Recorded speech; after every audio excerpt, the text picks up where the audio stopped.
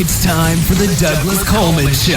Mr. Smooth and Savvy is joined by guests from all walks of life, from the entertainment industry to authors to political and social commentators, the famous and not so famous, the controversial and the light and fluffy.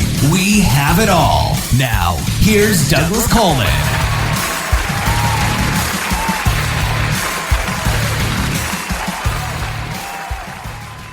Okay, please welcome to the Douglas Coleman Show, George Stevens Jr.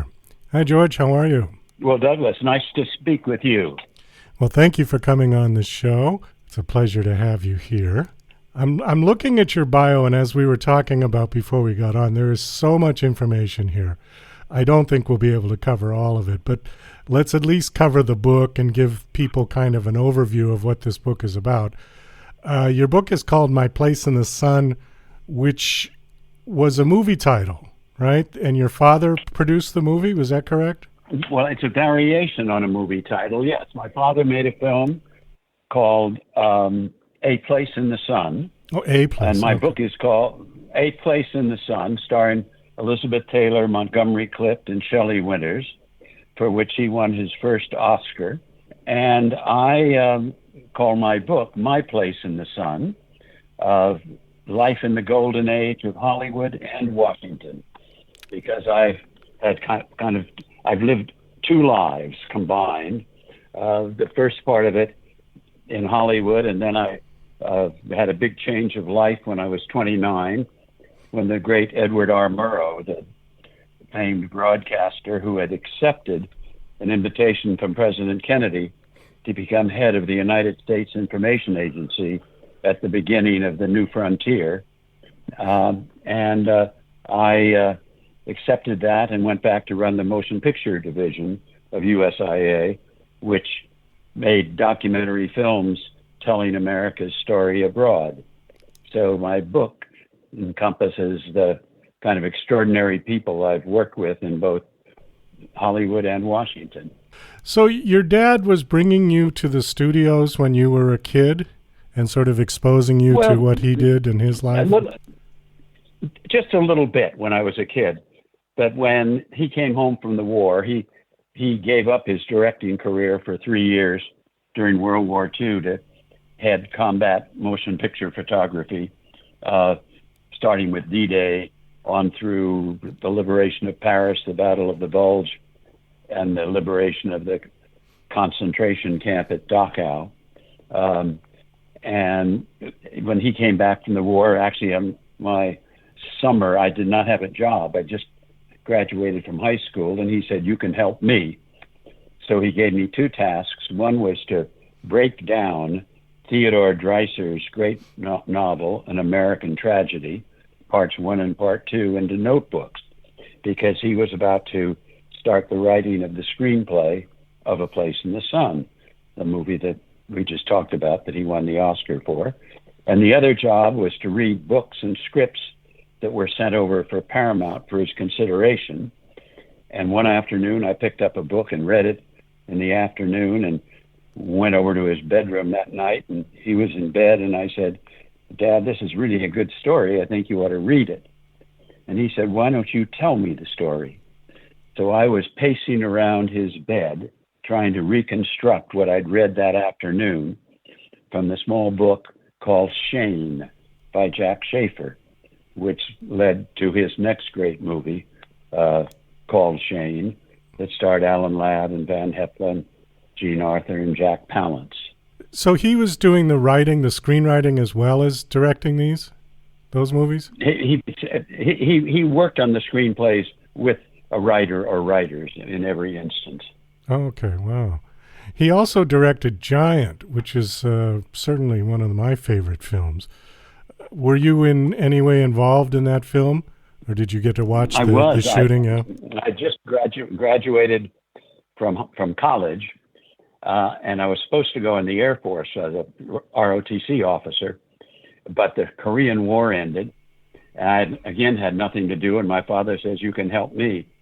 So I sat in for 8 months in the meetings with Dad and Ivan Moffat and Fred Gill, the screenwriters, as the screenplay for Giant was developed. And then I went into the Air Force for 2 years and came out and worked on the editing with him.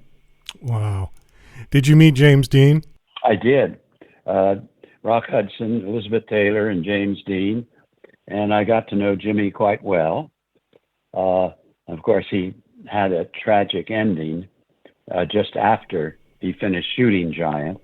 But just 2 weeks before, I had been visiting the set and watching a scene being shot, and Jimmy walked in his tinted glasses and told me he bought a new Porsche Spider.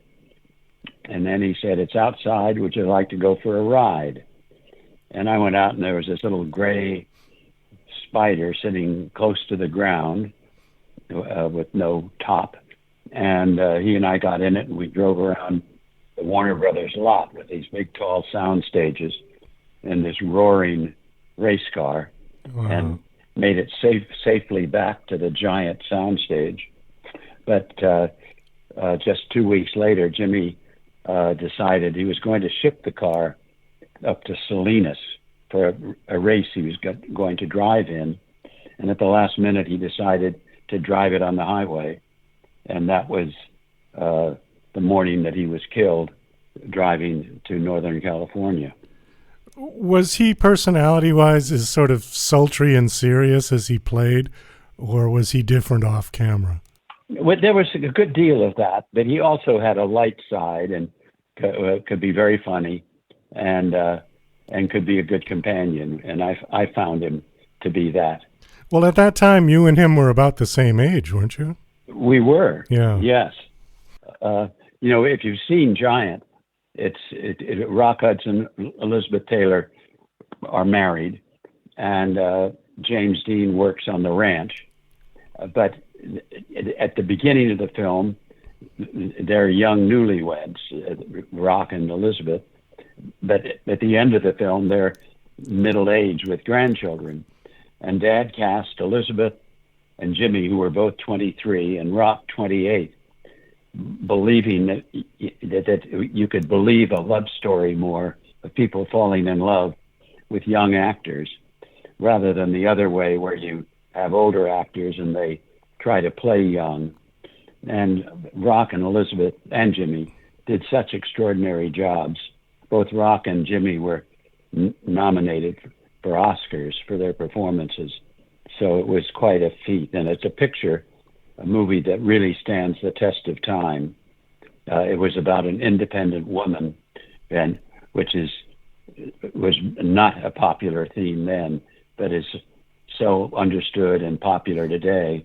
And it was about the problems with the difficulties of the Hispanics living in Texas at that time.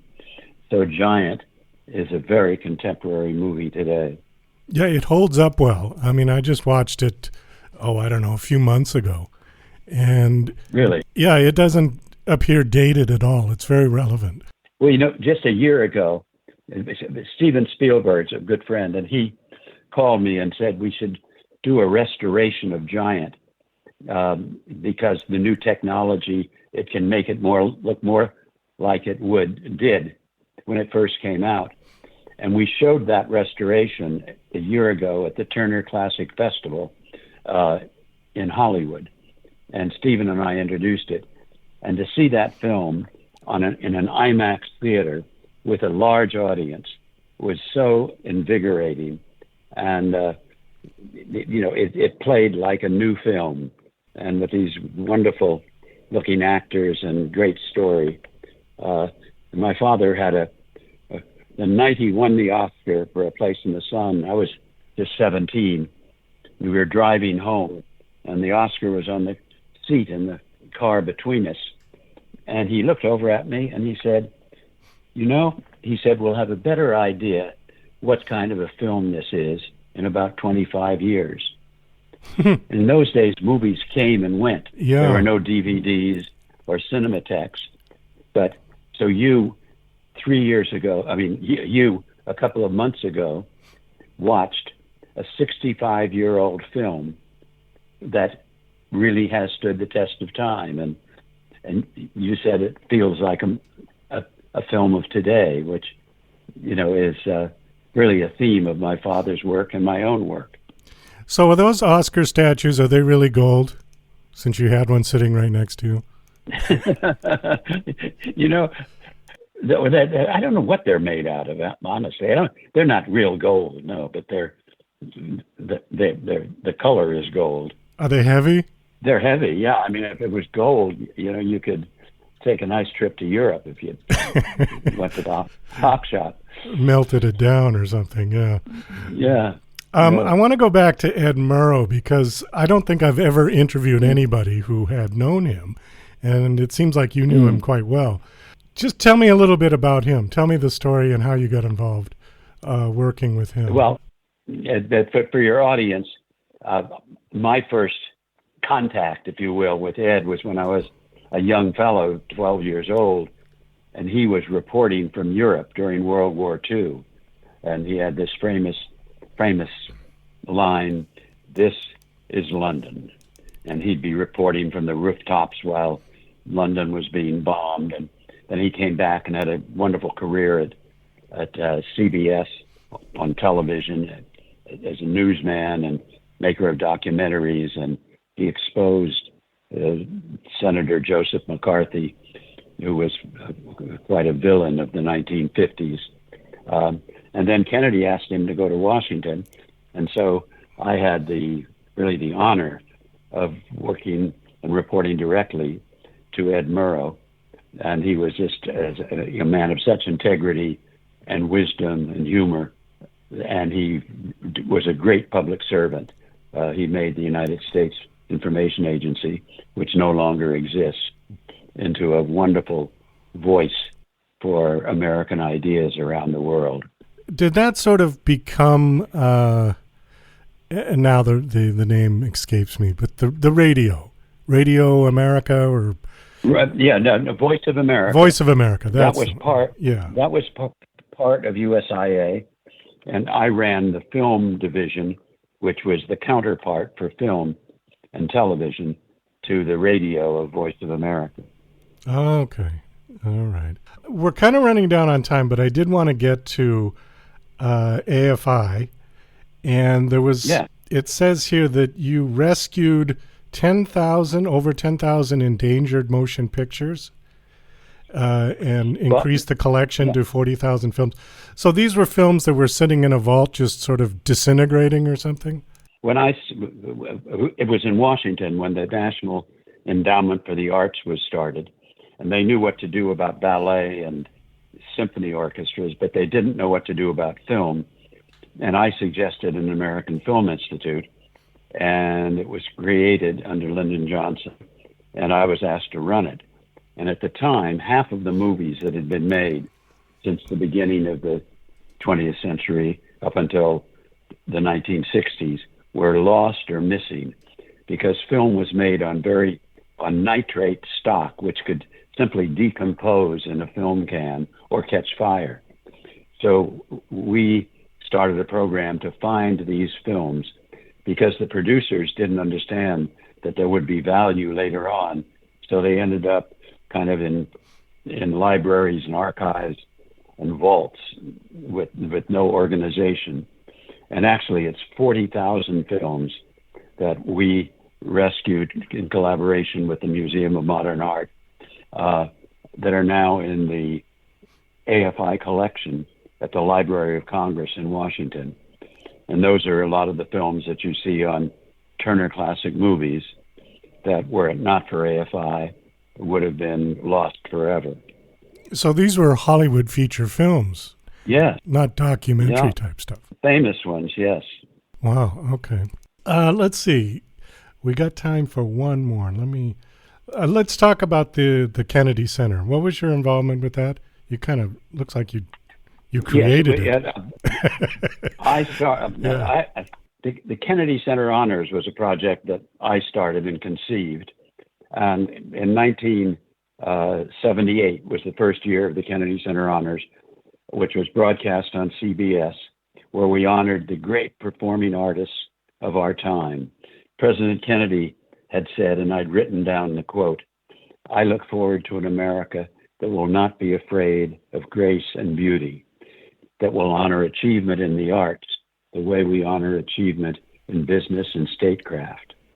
And this became the idea for the event where we honored these artists and presented them on television.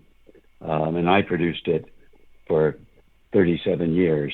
Wow. And that's part of what was so interesting about this book, is that I worked with 190 of the greatest creative people in America, and combined that with the American Film Institute and my life working with, I guess it was 7 presidents while in Washington. You know, I just have so many great stories about fascinating people, ranging from one we mentioned earlier to Sidney Poitier and Barack Obama and Robert Kennedy and Ed Murrow. I'm just so happy to be able to tell these stories, and readers seem to enjoy it, and also people who now can listen to My Place in the Sun on Audible or get it on Amazon, because I recorded the audio book. Oh, okay. Now the audio book is out, because this book in out. print form came out available. when, last year? Yeah, it's the same book, but I just recently finished doing the audio version. Oh, I see. Okay.